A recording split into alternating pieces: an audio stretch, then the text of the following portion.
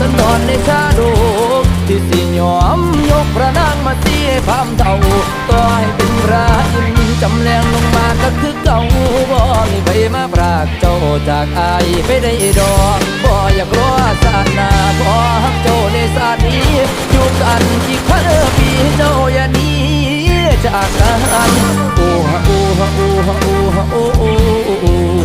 โอ้ฮะโอ้ฮะโอ้ฮะโอ้ฮะโอ้